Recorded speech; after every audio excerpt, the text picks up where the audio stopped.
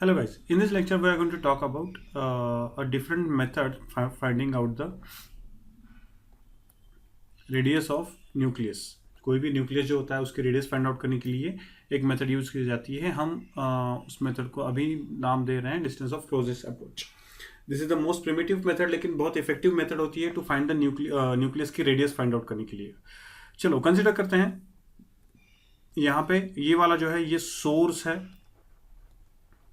ठीक है ना। यहाँ से अल्फा पार्टिकल निकल रहे हैं, तो सपोज ये अल्फा पार्टिकल यहाँ से निकले, 1 2 3 4 5 6 7 अल्फा पार्टिकल्स निकले। यहाँ पे ये जो है ये गोल्ड का एटम है, यहाँ पे ये गोल्ड का न्यूक्लियस है। कंसिडर करो गोल्ड के न्यूक्लियस में पूरा का पूरा पॉजिटिव चार्ज भरा हुआ है। अब यहाँ से ये जो निकले हैं इन पे कितना चार्ज होता है, +2e चार्ज होता है। ये जो अल्फा पार्टिकल्स होते हैं इन पे कितना चार्ज होता है, +2e चार्ज होता है, ठीक है। सो ये अल्फा पार्टिकल +2e चार्ज लेके निकले यहां से। अब हुआ क्या, देखो यहां पे ये कितने पार्टिकल्स निकले हैं, 7 पार्टिकल्स निकले हैं। तो 7 पार्टिकल्स में से ये वाला जो पार्टिकल होगा इसका डायरेक्शन यानी इसका पाथ ऐसे होगा, लेकिन जैसे जैसे ये नजदीक आता जाएगा ये अल्फा पार्टिकल का पॉजिटिव चार्ज इस न्यूक्लियस के पॉजिटिव चार्ज की वजह से फोर्स ऑफ रिपल्शन एक्सपीरियंस करेगा और ये डिफ्लेक्ट होके इस तरफ चला जाएगा। Same thing will happen with this alpha particle, sorry इस अल्फा पार्टिकल के साथ भी वही होगा कि वो भी डिफ्लेक्ट होके इस तरफ निकल जाएगा। इसके ऊपर वाला जो पार्टिकल है उसका पाथ ऑफ जर्नी ये है, लेकिन अगर कंपेयर टू ये डिस्टेंस देखा जाए तो ये वाला जो डिस्टेंस है, ये डिस्टेंस अगर देखा जाए तो ये वाला जो डिस्टेंस है ये वाला डिस्टेंस ज्यादा है। तो इसको फोर्स तो रिपल्शन एक्सपीरियंस होगा लेकिन वो ज्यादा नहीं होगा। So it will go like this. Same for ये वाला, इसका पाथ ये है तो it will go almost like this. अब ये वाला जो पाथ है, इस वाले पाथ पे जो भी पार्टिकल है ये इतना दूर है कि ऑलमोस्ट फोर्स एक्सपीरियंस ही नहीं करेगा और एकदम से चला जाएगा आगे। सो ये तो फोर्स एक्सपीरियंस नहीं करेगा बिल्कुल भी, ठीक है, क्योंकि बहुत दूर है।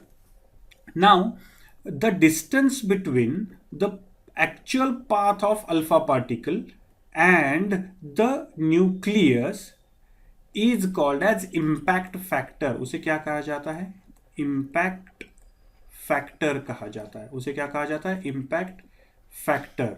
अब यहां पे ये न्यूक्लियस का ठीक है ना, ये न्यूक्लियस की लेवल है और ये वाला अल्फा पार्टिकल जा रहा है, तो ये अल्फा पार्टिकल के लिए यानी इस अल्फा पार्टिकल के लिए ये इंपैक्ट फैक्टर है। तो इस अल्फा पार्टिकल के लिए, ऊपर वाले अल्फा पार्टिकल के लिए ये इंपैक्ट फैक्टर है। जितना ज्यादा इंपैक्ट फैक्टर होगा उतना इंपैक्ट बेसिकली कम होगा, जितना ज्यादा इंपैक्ट फैक्टर होगा उतना इंपैक्ट कम होगा। अब ये वाला जो अल्फा पार्टिकल है, ये वाला अल्फा पार्टिकल ऐसे ऐसे ऐसे ऐसे ऐसे जाएगा और वहां से फिर मुड़ जाएगा वापस, वहां से वापस मुड़ जाएगा, क्योंकि यहां से ये वाला जो सोर्स होता है वो रेडियो एक्टिव सोर्स होता है, ठीक है ना, जहां से हम अल्फा पार्टिकल निकालते हैं। सो ये जो रेडियो एक्टिव सोर्स होता है वो रेडियो एक्टिव सोर्स एक पर्टिकुलर अमाउंट ऑफ वेलोसिटी से अल्फा पार्टिकल को बाहर निकालता है। अब यहां से जब अल्फा पार्टिकल बाहर निकला तो विथ पर्टिकुलर वेलोसिटी निकला, लेकिन जैसे जैसे वो नजदीक जाएगा वो अल्फा पार्टिकल है बीइंग पॉजिटिव चार्ज, ये न्यूक्लियस का पॉजिटिव चार्ज उसको रिपेल करता रहेगा। एक पर्टिकुलर पॉइंट पे आने के बाद उसका v इज इक्वल टू 0 हो जाएगा, उसका v इज इक्वल टू 0 हो जाएगा। उसके बाद भी ये फोर्स रिपल्शन है ही, इसकी वजह से वो वापस मुड़ जाएगा बाय 180 डिग्री, 180 डिग्री से वो वापस मुड़ जाएगा। तो यहां पे मुझे ये समझ में आता है कि ये जो अल्फा पार्टिकल है, ये अल्फा पार्टिकल इस न्यूक्लियस के रिपल्शन फोर्स के अंडर काम कर रहा है, लेकिन उस रिपल्शन फोर्स के अगेंस्ट काम कर रहा है टिल द वेलोसिटी बिकम 0। यानी उसकी ये वाला जो पॉइंट है यहां तक वो कंटिन्यूअसली इलेक्ट्रोस्टैटिक फोर्स के अगेंस्ट काम करता रहा। इसलिए यहां पे ये वाला पॉइंट जहां पे उसकी वेलोसिटी 0 हुई वहां पे उसका टोटल पोटेंशियल एनर्जी मैक्सिमम होगा, और जब यहां से निकला था वहां पे उसका काइनेटिक एनर्जी मैक्सिमम था। यानी ये जो इनिशियली यहां से निकला था, सोर्स से निकला, वहां से लेके यहां तक जाने तक उसकी जो भी पोटेंशियल एनर्जी थी वो पोटेंशियल एनर्जी की value is nothing but the initial kinetic energy value, यानी उसकी total kinetic energy got converted into total potential energy. इसका मतलब ये वाला जो पॉइंट है यहां पे उसका जो भी पोटेंशियल काइनेटिक एनर्जी था वो पूरा का पूरा यहां पे पोटेंशियल एनर्जी में कन्वर्ट हो गया। तो इनिशियली, ठीक है ना, इनिशियली जब वो घर से निकला, ठीक है, यानी सोर्स से निकला, तो उसका काइनेटिक एनर्जी कितना था, के ई। सो के E is equal to 1/2 mv², जहां पे m is the mass of alpha particle, mv²।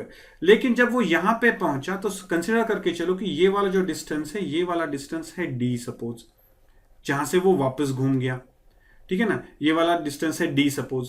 तो ठीक है, तो ये जो d डिस्टेंस है वहां से वापस घूम गया, इसका मतलब इस एटम से, इस पॉजिटिव चार्ज से दूसरा वाला पॉजिटिव चार्ज यहां पे है, which has done the work against the repulsion force and kept at D. तो डी पोजीशन पे उसका पोटेंशियल एनर्जी कितना होगा, so potential energy will be equal to, उस पॉइंट पे पोटेंशियल एनर्जी कितना होगा, के, ठीक है ना, के Q1 यानी charge on the alpha particle. कितना होता है charge on the alpha particle, 2e, ठीक है। और यहां पे ये जो न्यूक्लियस है, इस न्यूक्लियस में कितना पॉजिटिव चार्ज होगा, उसका जो भी एटॉमिक नंबर होगा multiplied by charge on a single proton, सही है, डिवाइडेड बाय d²।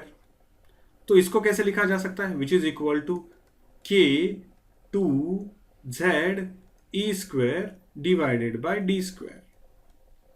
अब ये जो काइनेटिक एनर्जी है, this kinetic energy, total kinetic energy got converted into potential energy. तो अब मुझे इसमें से 1/2 पता है, m अल्फा पता है, ठीक है ना, तो मैं यहां पे क्या कर दूंगा, के ई, सॉरी ये कर दूंगा पहले।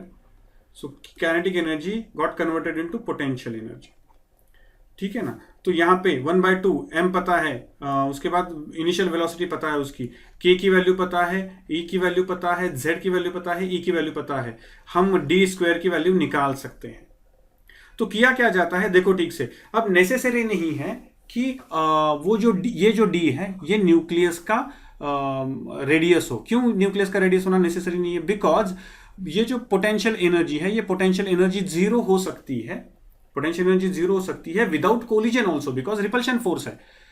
तो ये तो श्योर हो गया यहां पे कि मुझे d जो भी मिला, बेसिकली जो r मिलेगा यानी रेडियस ऑफ न्यूक्लियस होगा वो d से लेस होगा, ये तो श्योर हो गया, ठीक है। अब उसके बाद क्या किया जाता है, v की वैल्यू बढ़ाई गई, v की वैल्यू बढ़ाई गई, यानी अगर सपोज ये न्यूक्लियस है, पहली बार वो यहां से लेके वापस आया था, तो दूसरी बार न्यूक्लियस की पोटेंशियल एनर्जी बढ़ाने की, सॉरी काइनेटिक एनर्जी बढ़ाने की वजह से शायद वो यहां से लेके यहां पे वापस आ जाए, यहां से लेके यहां पे वापस आ जाए, ठीक है। और उसके बाद ये तो पॉसिबल नहीं होगा, इसका मतलब कहीं पे तो जाके मुझे क्या पता चलेगा कि हाँ यहां पे ये वाली जो है उसकी रेडियस होगी ट्रायल एंड एरर बेसिस पर मल्टीपल इटरेशंस लेने के बाद।